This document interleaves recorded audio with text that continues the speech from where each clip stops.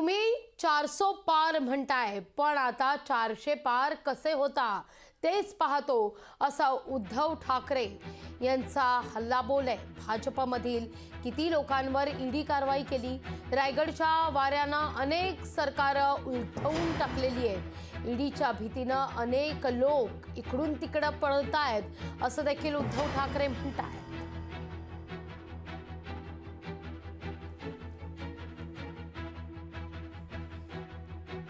उद्धव ठाकरे यांनी या सगळ्या संदर्भात काय म्हटलंय हे तर आपण पाहणार आहोतच, पण उद्धव ठाकरे यांच्या या सगळ्या वक्तव्यावर दीपक केसरकर यांनी देखील पलटवार केलेला आहे.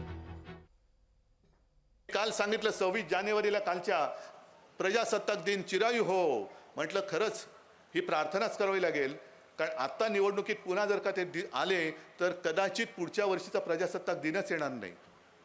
हे घटना पायदळी तुडवतायत, घटनेचा भर दिवसा मुर्दा पाडतायत, लोकशाहीचा मुर्दा पाडतायत, संपूर्ण सगळ्यांवरती दबाव आणतायत.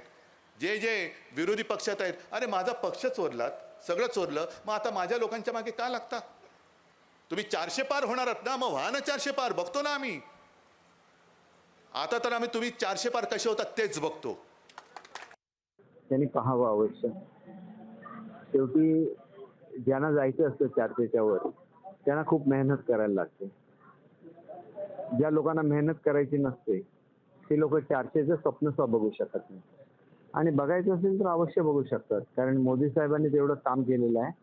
100% 400च्या जवळ. लोकशाही मराठी ऐका, पहा, जागरूक रहा.